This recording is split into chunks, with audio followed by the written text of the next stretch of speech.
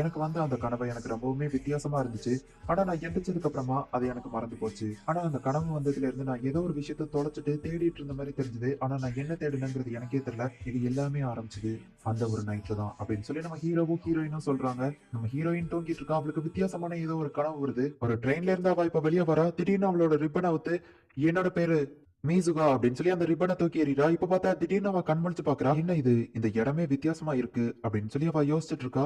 நான் ஒரு பொண்ணா இருக்கனா அப்படின்னு சொல்லி அவ ஆச்சரியப்பட்டுட்டு இருக்கா. பார்த்தா அவ சிஸ்டர் வரவும் நீ என்ன பண்ணிட்டு இருக்க அப்படின்னு சொல்லிட்டு அவ ஓடிடுறா. என்ன இது? இந்த கனவு ரொம்பவும் வித்தியாசமா இருக்கே. என்னது நான் ஒரு பொண்ணா அப்படின்னு சொல்லி அவ ஷாக் ஆகுறா. இப்போ அந்த சிஸ்டரும் பாட்டியும் சாப்பிட்டுட்டு இருக்காங்க. அப்ப நம்ம ஹீரோயின் அந்த இடத்துக்கு வந்து ஓ சாப்பாடு நல்ல சூடா இருக்கே அப்படின்னு சொல்லி சாப்பாடு எடுத்துட்டு இருக்கா.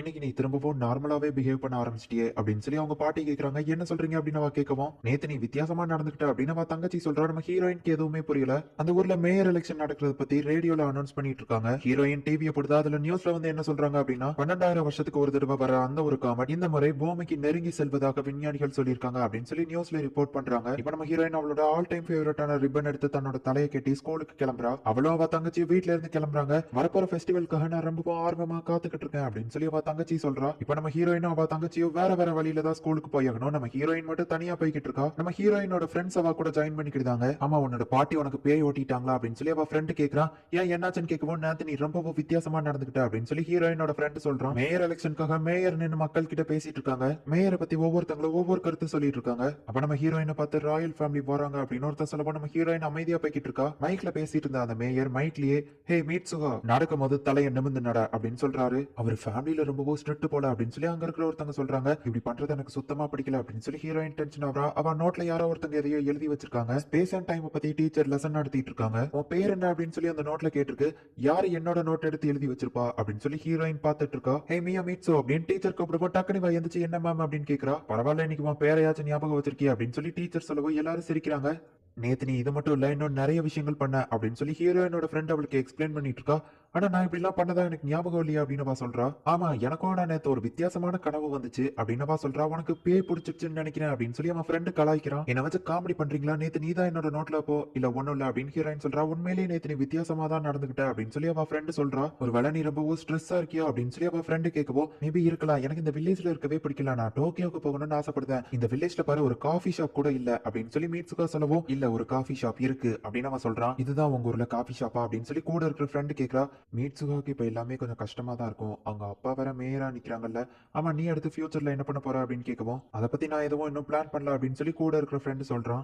பாட்டி நானும் உங்களை மாதிரி இதை தைக்கணும்னு ஆசைப்படுதேன் அப்படின்னு சொல்லி மீட்சுகாவோட சிஸ்டர் சொல்லவும் உனக்கு இன்னும் அதுக்கு வயசு வரல. நீ இந்த த்ரெட்ஸை ஃபர்ஸ்ட் ஃபீல் பண்ணணும் அப்படின்னு சொல்லி அவங்க பாட்டி லெக்சர் எடுக்க ஆரம்பிச்சிருந்தாங்க. இது 1000 வருஷமா பாரம்பரியமா பண்ணிட்டு இருக்காங்க. 200 வருஷத்துக்கு முன்னாடி கூட என்ன நடந்துச்சுன்னு தெரியுமா அப்படின்னு சொல்லி அவங்க ஒரு ஏன்சியன் கதையை சொல்லிட்டு இருக்காங்க. பாட்டி தெரியும் தெரியும் அப்படின்னு சொல்லி நம்ம ஹீரோயின் சொல்றா. ஆனா ஹீரோயினுக்கு வந்துட்டு பெருசா அந்த பாரம்பரியத்து மேல எல்லாம் நம்பிக்கை இல்ல. அவளுக்கு டோக்கியோல போய் சிட்டி வாழ்க்கையை வாழணும் தான் ஆசை. இங்க நம்ம ஹீரோயினோட அப்பா ஒரு பார்ட்டில இருக்காரு. எலெக்ஷன்ல உங்க ஹெல்ப் எனக்கு கண்டிப்பா தேவைப்படும் அப்படின்னு அவர் சொல்லவோ கவலையே படாதீங்க அப்படின்னு சொல்லி நம்ம ஹீரோயினோட ஃப்ரெண்டோட அப்பா சொல்றாரு. அவர் இப்ப வீட்டுக்குள்ள வந்து ஹே டாச்சி ஒழுங்கா படிக்கணும்னா அப்படின்னு சொல்லவோ இந்த அப்பாங்கெல்லாம் ஏன் அப்படி ஸ்ட்ரிக்டா இருக்காங்களோ அப்படின்னு சொல்லி அவன் நினைக்கிறான். இங்க நம்ம ஹீரோயினும் அவனோட சிஸ்டரும் அந்த ஒரு வழக்கப்படி இருக்கிற ஒரு பாரம்பரியமான டான்ஸ் அதை ஆடிட்டு இருக்காங்க. பாட்டி மாதிரியே தான் பேத்தியோ வளர்ந்துட்டு இருக்கா அப்படின்னு சொல்லி சுத்தி இருக்கிறவங்க எல்லாம் சொல்றாங்க. நம்ம ஹீரோயினோட ஃப்ரெண்டும் வந்து அதை பார்த்துட்டு இருக்காங்க. நம்ம ஹீரோயினும் அவளோட சிஸ்டரும் டான்ஸ் ஆடி முடிச்சதுக்கு அப்புறமா அந்த ஸ்டேஜ் மாதிரி இருக்கிற அதே இடத்துலயே எல்லாரும் முன்னாடியும் உட்காந்து ரைஸ் எடுத்து சாப்பிடுறாங்க. ஆமா எதுக்காக அவங்க இப்ப சாப்பிட்டு இருக்காங்க அப்படின்னு சொல்லி அந்த கேயா அப்படிங்கிற ஃப்ரெண்டு கேட்கவும் அரிசியை சாப்பிட்டு அதை தொப்பி வச்சா அது ஆல்கஹாலா மாறுங்கிறதெல்லாம் அந்த கால டெக்னிக். இந்த காலத்திலேயே இதெல்லாம் பண்ணணுமா என்ன அப்படின்னு சொல்லி கூட இருக்கிற ஃப்ரெண்டு யோசிக்கிறான். மீட்ஸ்கா ஸ்வாலோ பண்ணதை இப்போ ஒரு டப்பால வைக்கவோ சை இதெல்லாம் இவங்க எல்லாரும் முன்னாடியுமா பண்றாங்க அப்படின்னு சொல்லி அங்க இருக்கிற சில பேர் சொல்றாங்க. என்னோட ஃப்ரெண்ட்ஸ் எல்லாம் வந்து பார்த்தாங்க தெரியுமா அப்படின்னு சொல்லி அவ சிஸ்டர் ஹாப்பியா சொல்லவும் ஆனா எனக்கு அதுல ஹாப்பி இல்ல அப்படின்னு சொல்லி அவ டென்ஷன் ஆகுறா. நீ டோக்கியோ போக போறேன்னு சொன்னல அங்க போனதுக்கு அப்புறமா இன்ஸ்டாகிராம்ல அதெல்லாம் போட்டோ எடுத்து போடுவியா அப்படின்னு சொல்லி அவ தங்கச்சி கேட்கவும் நம்ம ஹீரோயின் யோசிச்சு பார்த்துட்டு சை அதெல்லாம் நான் போட மாட்டேன். எனக்கு இந்த வில்லேஜே சுத்தமா பிடிக்கல. என்னோட லைஃபே பிடிக்கல. நான் டோக்கியோக்கு போகணும்னு ஆசைப்படுறேன் அப்படின்னு சொல்லி ஹீரோயின் கத்துறா. உனக்கு திருத்த முடியாது அப்படின்னு சொல்லி அவ தங்கச்சி சொல்றா. இப்ப அடுத்த நாள் காலையில ஆகுது. போன்ல அலாரம் ரிங் ஆயிட்டு இருக்கு. பார்த்தா இப்ப ஒரு பையனை நமக்கு காட்டுறாங்க.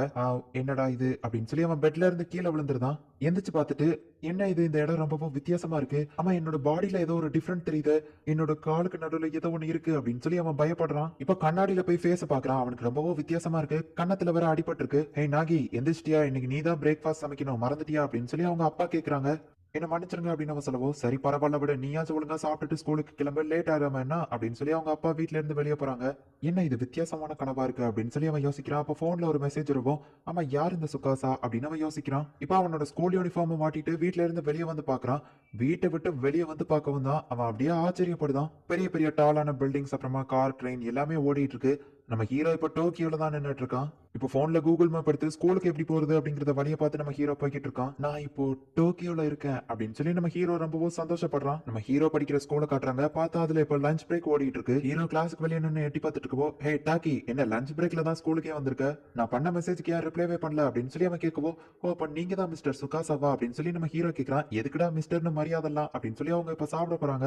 ஆமா, ஏன் லஞ்ச் பிரேக்ல ஸ்கூலுக்கு வந்திருக்க அப்படின்னு சொல்லி அவன் ஃப்ரெண்ட்ஸ் கேட்கவும், ஒரு பொண்ணுன்னா என்னது பொண்ணு அப்படின்னு சொல்லி அவன் ஃப்ரெண்ட்ஸ் கேக்குறாங்க. இல்ல, ஒரு பையன்னா அப்பப்போ ஸ்கூல்ல கட் அடிச்சு தானே ஆகணும் அப்படின்னு சொல்லி நம்ம ஹீரோ சமாளிக்கிறான். சாப்பாடு கொண்டு வர நம்ம ஹீரோ மறந்துட்டான் அப்படிங்கறதுனால அவன் ஃப்ரெண்ட்ஸ் அவன் கூட சாப்பாடு ஷேர் பண்றாங்க. நீ பொதுவா கேஃபேக்குலாம் வரமாட்டான்னு தெரியும், இன்னைக்கு வாரியன் கேட்கவோ கேஃபே இருக்கா அப்படின்னு சொல்லி நம்ம ஹீரோ ஆச்சரியப்பட்டுட்டு அவன் ஃப்ரெண்ட்ஸ் கூட கேஃபேக்கு போறான். இஷ்டத்துக்கு நம்ம ஹீரோக்கு பிடிச்சதை ஆர்டர் பண்ணி சாப்பிட்டு அதை போட்டோவும் எடுத்து வச்சுக்கிட்டுதான். போன்ல மெசேஜ் இருக்கும், என்னோட ஒர்க்குக்கு லேட் ஆயிடுச்சுன்னு நினைக்கிறேன் அப்படின்னு சொல்லுவோம். அப்ப சீக்கிரம் போ அப்படின்னு நம்ம ஃப்ரெண்ட்ஸ் சொல்றாங்க. ஆனா மறந்துட்டேன், நான் வேலை பார்க்குற இடத்துல என்ன கொண்டு போய் விட்டுருந்தீங்களா அப்படின்னு சொல்லி நம்ம ஹீரோ கேட்கறான். நம்ம ஹீரோ ரெஸ்டாரண்ட்ல தான் பார்ட் டைம் ஜாப் வேலை பார்த்துட்டு இருக்கான். அன்னைக்குள்ள வேலையை எல்லாமே தப்பு தப்பா நம்ம ஹீரோ பண்ணிட்டு இருக்கான்.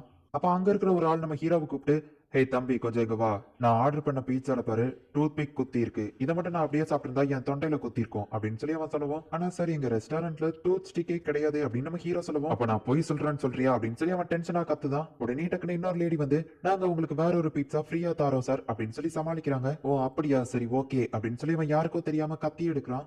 இப்போ வேலை முடிஞ்சதுக்கு அப்புறமா அவன் வேணும்னே இன்னொரு பீட்சாக்காக தான் இப்படி பண்ணாங்கிறது எல்லாருக்குமே தெரியும். ஆனா கஸ்டமர்ஸ் கிட்ட நம்ம அப்படி கோவப்படக்கூடாது அப்படின்னு சொல்லி அந்த லேடி சொல்றாங்க. அப்ப பார்த்தா அந்த பொண்ணோட ட்ரெஸ் கிழிஞ்சிருக்கு. அந்த ஆள் தான் வேணும்னே கிழிச்சு விட்டு போயிருக்கான். உடனே நம்ம ஹீரோ அவளை தனியா ஒரு ரூம்குள்ள கூட்டிட்டு போய் உங்க ஸ்கர்ட்டை கழட்டுங்க அப்படின்னு நம்ம ஹீரோ சொல்லுவோம். என்னது அப்படின்னு அவ கேட்கறா. பார்த்தா இப்ப நம்ம ஹீரோ அவளோட அந்த கிழிஞ்ச கிளாத்தை வந்து தச்சு கொடுத்துட்டு இருக்கான். இதுல நான் எம்ப்ராய்டிங் போட்டிருக்கேன், அதனால கிழிஞ்சதே தெரியாது அப்படின்னு சொல்லி நம்ம ஹீரோ சொல்றான். நீ அந்த லெவலுக்கு ஸ்ட்ராங் இல்லைனாலும் தைரியமா சண்டை போட்டு அடி வாங்கியிருக்க அப்படின்னு சொல்லி அவ சொல்லிட்டு, ஆனாலும் இன்னைக்கு நீ ரொம்பவும் வித்தியாசமா நடந்துக்கிட்ட, எனக்கு பிடிச்சிருக்கு அப்படின்னு அவ சொல்றா. இப்ப நம்ம ஹீரோ அவனோட வீட்டுக்கு போயிட்டு அவனோட போன் எடுத்து பாக்குறான். ஓ அப்ப இது எல்லாமே அவனோட ஃப்ரெண்ட்ஸ் தானா?